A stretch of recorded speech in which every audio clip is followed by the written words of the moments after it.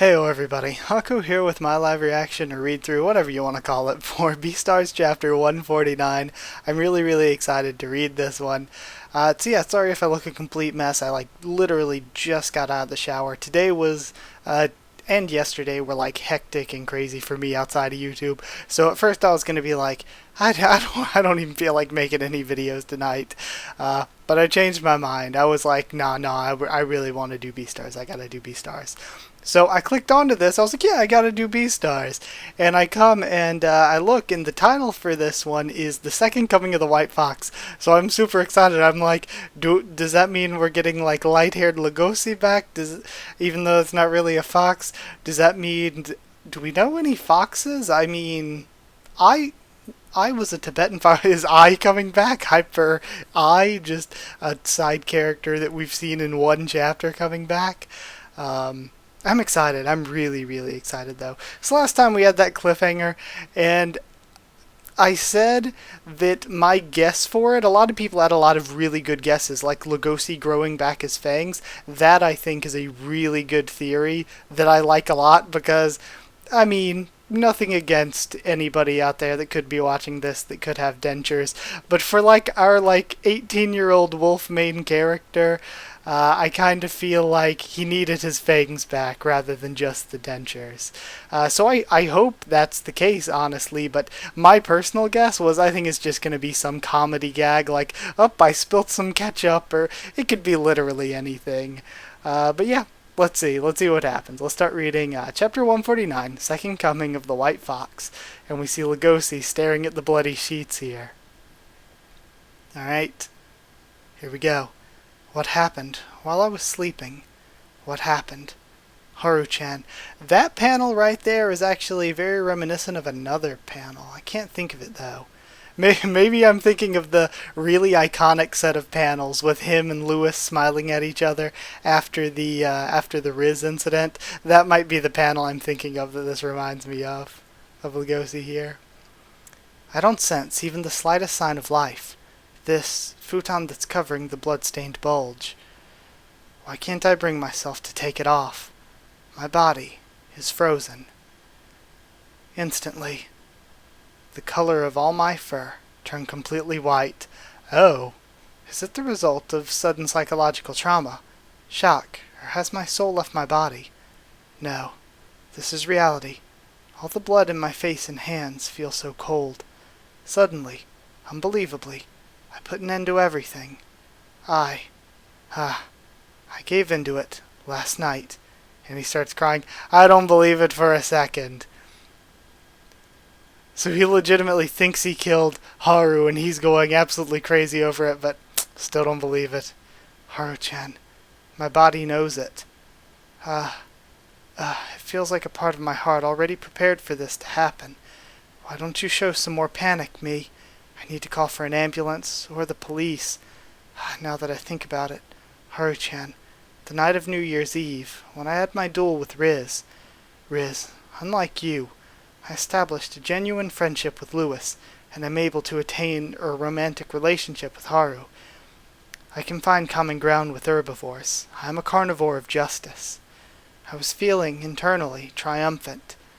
And I love how we're comparing him then to now. This is how easy it is to change your world. Everything you have can disappear in the course of a night. Sorry, Riz. I was so arrogant. And it was all pointless and meaningless. You're still warm, Haru-chan. And of course she's probably gonna pop out like, what the hell are you doing? I was just in love with you. That's all. I loved you. I really did. I'm sorry. And man, this is so emotional and well written, but I'm having trouble connecting to how amazingly well written and emotional the scene is, because I don't believe she's actually dead. If I believed for a second she was actually dead, man, this would be heart-wrenching, but gosh, the skeptic in me at this point with Beastars, I guess I'm just still too skeptical. I don't think that Haru-chan would die here. I'm sorry. I'm sorry that I care more about my own feelings than apologizing to you. In the end, I was a monster to the bitter end. I'll just die. How long are you gonna sleep? I'm over here. And then he looks up Sleepyhead. Good morning. Of course. See, I knew it. This was really well written, and I think it actually teaches Lugosi a lot of a lesson to feel sort of how he would feel if he lost her. But yeah, without the actual consequences of losing her, because I did not think that Paru was going to throw those consequences at us right now. Sleepyhead. Good morning. Well, what's up with your face, she says. I love Haru.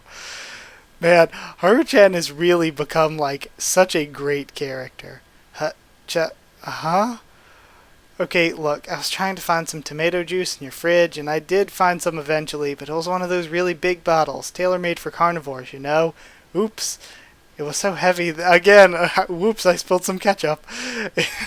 Not exactly ketchup, but yeah, pretty much what I said. Oops, I spilled some ketchup. I knew it was just going to be some silly comedy thing. It was so heavy that I spilled it all over the futon. Sorry, I got some detergent though, so I'm gonna wash it all off. Also, I borrowed your t-shirt. Tomato juice? Was my trauma so strong that I messed up my nose? You've got some on your nose. Sorry. What's wrong, Lugosi-kun? Your fur looks completely white. Why is that? Now we're matching colors. That's like the first thing we have in common. Once, I saw a Mother Tanuki on the news being interviewed about her missing child. Her fur was completely white. Did you have a nightmare or something? It wasn't a nightmare. It was a taste of reality. A truly frightening taste of reality. That's all. Well, everything's okay now. Look, I got us dessert. Yogurt and bread. Do you want some strawberry flavor or aloe flavor? I want strawberry flavor. Is that okay? The real world is always giving us miracles. Here's your aloe yogurt, Lugosi-kun. You're not even aware of the extreme risk you're burdened with, but we'll continue to have miracles because you're by my side. Haru-chan, I have always let you pamper me. We will get married. We'll have kids and live together. No matter what anxiety we may face, no matter what nightmares we may have, we'll still wake up in the morning and eat yogurt on the dinner table. We'll make a family that'll always be happy. Oh man, and this is so sad, because that's basically him trying to convince himself that what he wants can happen. And I believe it can happen. I want good things for him, of course. But I love the psychology behind it is basically him just trying to convince himself that it can happen. We will be happy. No matter what. I'll make you happy. He looks even more like a delinquent now. Scary, she thinks. Oh, okay. Sorry, these clothes are from yesterday. I bet they stink. I'm gonna change and leave. And he runs off, like trying to rip his shirt off as he's still running.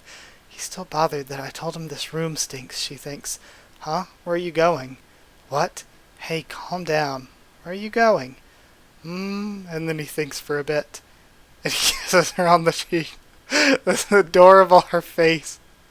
All of her reaction faces are so good.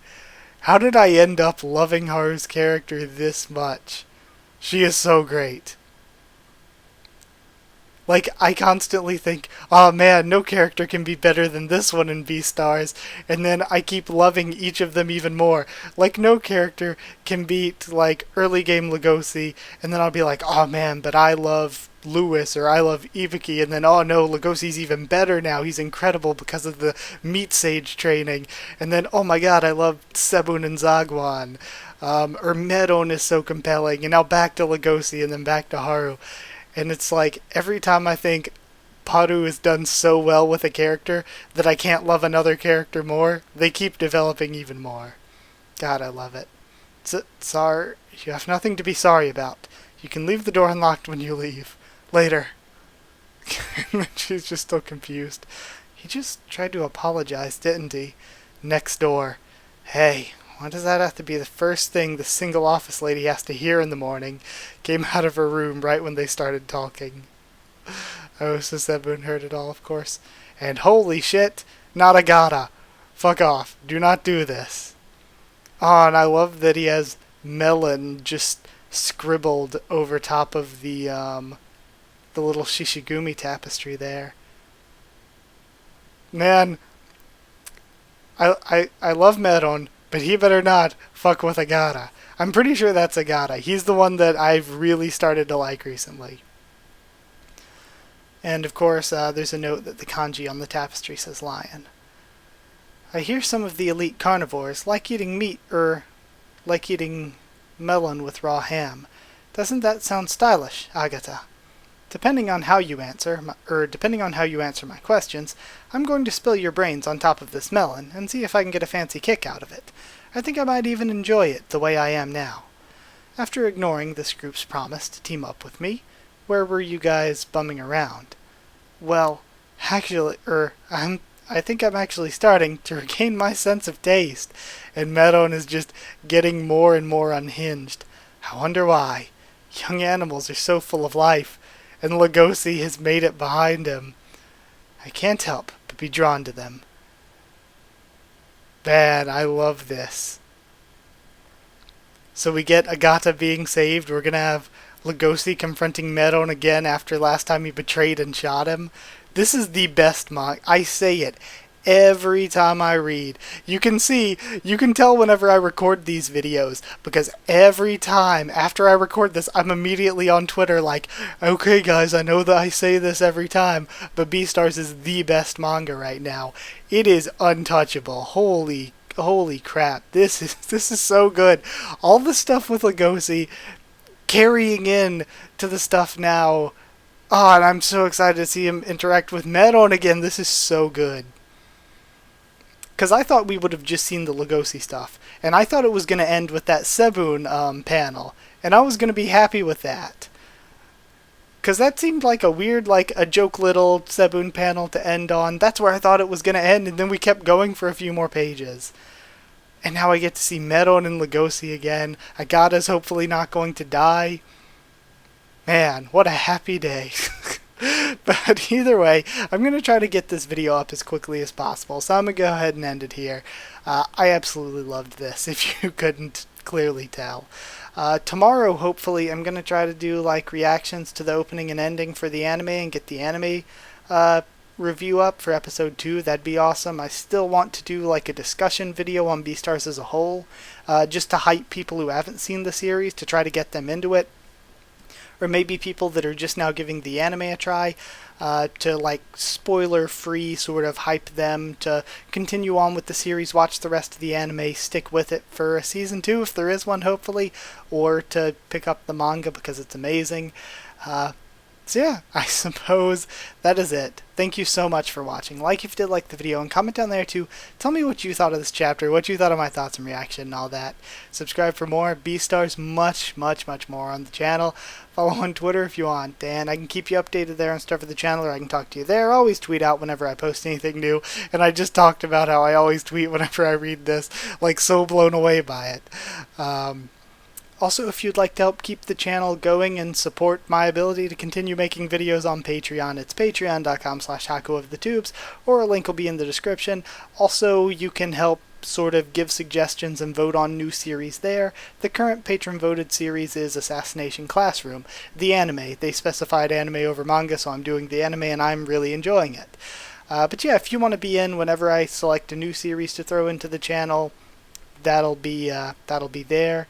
Also, if you'd like a link to our Discord server to talk to me or more of us about Beastars or anything else, it's free and open for anything. We all talk about a bunch of stuff there. I have separate tabs for the Beastars manga and Beastars anime, so we can keep things spoiler-free for the anime onlys. So yeah, if you want a link, just ask and I'll give you one. It's free and open for anyone. And that's it. Thank you again for watching, and I'll see you all next time.